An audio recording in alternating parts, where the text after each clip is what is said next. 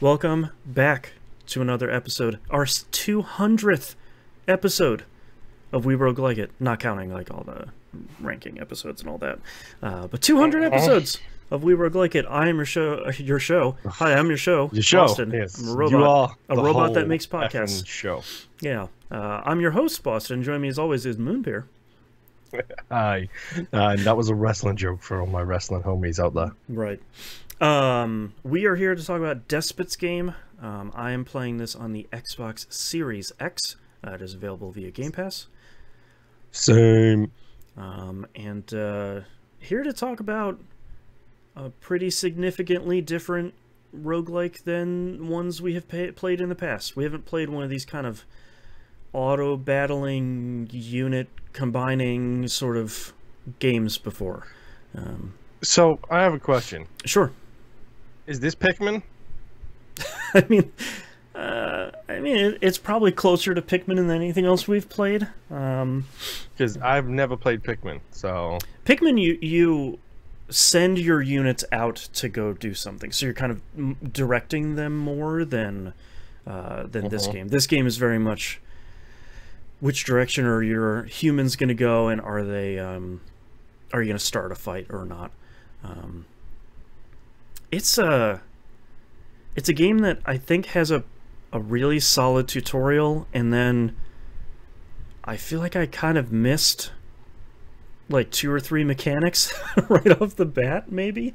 Oh boy. So yeah, let's talk about this. Like this did. There's too much going on that screen. Let's just get that out the way. It is a mouse game for sure that semi-functions on a controller, and I wish I was playing it on PC.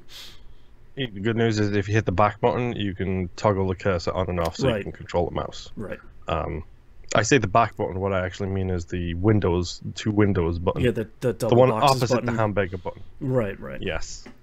Yeah. Yeah, the interface is busy. There's a lot of info to communicate there. Yes, to say the least. Yeah, and I think the tutorial does a good job of communicating, like, here's how to control your units, here's how to move them around your kind of play space that your humans can stand in. Really wish they would have told me earlier about the holding down the one button to auto arrange your units in the sort of field. Hold on. What? Yeah. There's I would have to look at a screenshot of it, but there's a button, because when you select a unit and then you hold, I think, left trigger, then you can... Right trigger? Okay, right. I'm already getting it backwards. You can put them in a specific spot, and there's a button right next to that one on the lower right-hand corner that if you hold that button, it just automatically shuffles them into the right spots. I'll look at a screenshot while we're talking here in a minute. Okay. And I wish they would have been a little bit more obvious about that. That would have been nice. I feel like they do a good job of saying, like, here is food and why food is important. They wait too late to tell you, but yes. Yeah, and I feel like the punishment for not having food is probably a little too harsh, because you can be an unstoppable killing team, and then as soon as that one pip is missing in your food bar, you do almost no damage. I think it cuts 40%, 50% damage off of your team. Something like that. And it feels real rough. Like, it feels... That's a hard swing to make.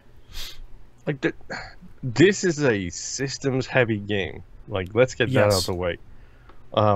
Learning about the different class types and how in order to get synergy, you need to have multiple of the same class, but they can't have the same item. They need to have different class items. That was the thing for me for this game, where I had a couple of runs that were going really well, and I'm like, man, why is this run going so much better than the other runs? And then once that clicked together, I was like, oh, okay, so I should be focusing on a couple of different classes and trying to get as many varieties of weapons and items for those, because the exponential growth from a stats standpoint from those is so huge. Like the one of the early ones that I really clicked with was the eggheads, and when they put up that buff and debuff tower, like that's a is that the scientist carts? Is that the yes. eggheads? Yep. Okay. I've only found 2 of them so far. The buff and debuff tower is it makes such a huge difference, and especially the one for the healers too, where it's like, yeah, they get an incredible amount of healing power the more that you have. It also took me a really long time to, when I'm hovering over something in the store, it will highlight a human that has that same item. Took me a while to figure that one out. Yeah. Like that's a useful like UI interface feature that you should probably point out to people, as like, hey, these on the left, these are all the people you have. Yeah. You already got one of them. With that. Yeah, exactly. Yep.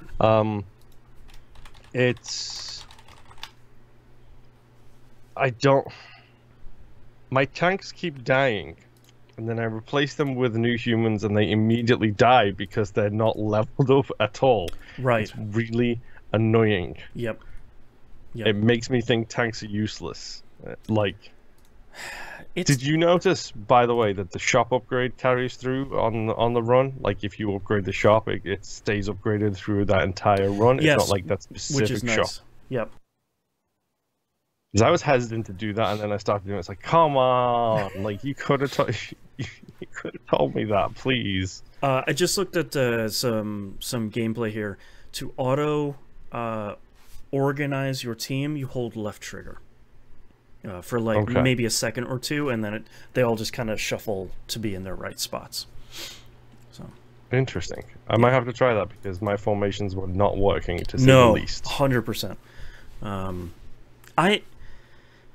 I like Despot's game a whole lot, and I have played it a lot over these last 2 weeks. I have like 65% of the achievements already. Like I've done a lot in this game, but I feel like in an early game perspective, the remote healing mutation feels like it's almost a requirement, because if not, your healers are like running up against your people and throwing some healing, and then like scooting over to someone else and doing some healing.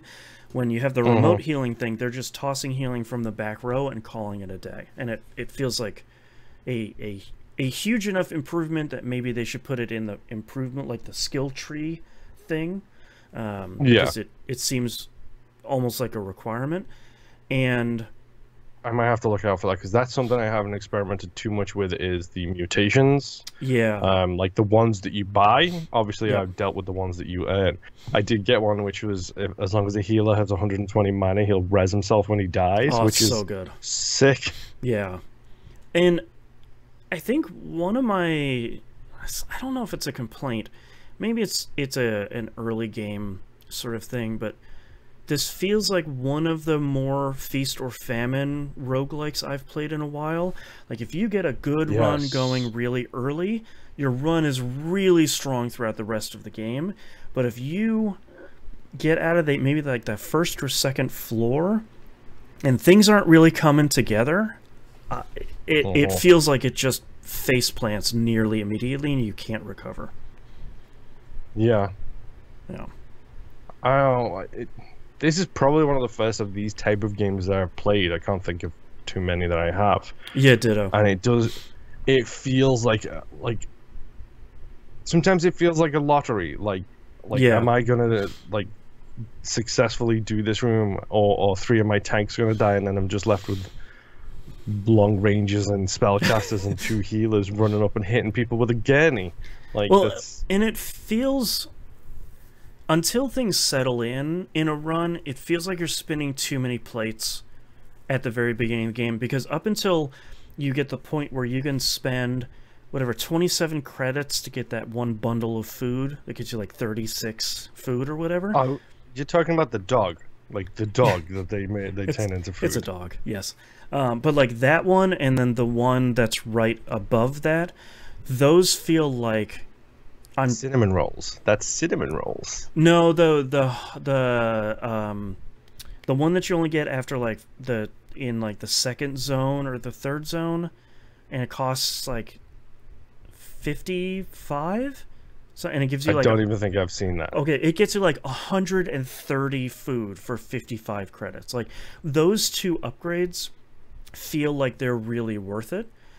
The other one, or those two food bundles, feel like they're really worth it. But underneath that, I feel like I'm always spinning the plates of, well, I have to buy new humans and buy their items and then equip them, but I also have to buy the upgrades in that skill tree thing, because those are significant upgrades. But then I'm also trying to save a little bit of money to upgrade the shop and re-roll it, but I'm also saving for food, and I'm also saving for this other thing. And it's like, I feel like that pressure relieves itself pretty quickly on a good run, but on a bad run, those plates just keep wobbling and falling the whole time. Yeah. I don't know. It's a little weird, we'll say. Yeah, it's. I like this game a lot, but I feel like there's some assumptions it's kind of making of like, yeah, you've played Super Auto Pets before, right? And I was like, no. I have no idea what that is. Yeah, I have not. Like, I know of games where you're kind of complementing characters with other characters of the same class and kind of combining them, but this is really the first of those I've played, which plays really well, but I think it's kind of rough to get started on for this. But I feel like once you get the basics down, it does feel pretty good. I do like the art style as well. Like, it's got a pretty solid art style, minus the UI just being super clogged and heavy, it feels like. It needed a little bit of love from like a UX standpoint on console, because on PC with a mouse, you can hover over everything. Like, it took me forever to find out that if you're looking at an item in the shop, you can hit B to look at the class item above that item to see how many items you already have in that class. So let's say like, oh, fighters 1, 2, you have 3, 4, and 5. And it's just like, that feels not super great on so I controller. think there's a context menu for that as well, that when you highlight those items or when you're not in combat, at the top of the screen it's got the class logo. You can do that too. Yep. Count below all of them. Yep. Like, it's there's a lot, man. Yeah, this is a dense game. Yeah. Like a very dense game. And I don't know, man. We'll see what happens, I guess. I had no idea. Oh, they were saying this is on the iOS store, but it turns out it's only in the Mac App Store. So you can only play it on OS X, but it's also on the Android store. So that's I'm staying away from it on my phone. Thank you very much. Yeah, I don't think I need that. But again, I'm really enjoying it. I'm looking forward to getting into it. I beat it once on easy already. I've gotten close a couple of times on normal, but I haven't even got close to beating it yet, I don't think. Yeah, it can be pretty punishing, but in a way that I'm not necessarily feeling defeated by yet. Yet being the operative term here. Hopefully it doesn't come along, but yeah, it's interesting. Any final thoughts here for week 1 of Despot's game? I mean, it's interesting. Like you said, it's super mechanics heavy, so I'm curious to see how I evolve with that, see if it's something I can keep up with, or if it's something that's going to lose me by the end. Right. Is it kind of too complex for its own good? Yeah, I mean, it's the positive thing about doing stuff for the show is like, no, I have no choice. I will be playing this for 4 weeks, so it's like make or break. Will the mechanics of the game suit me, kind of thing? Right. Exactly. All right. Well, thank you very much, everyone, for listening, and we'll see you all next run. Bye. Boy.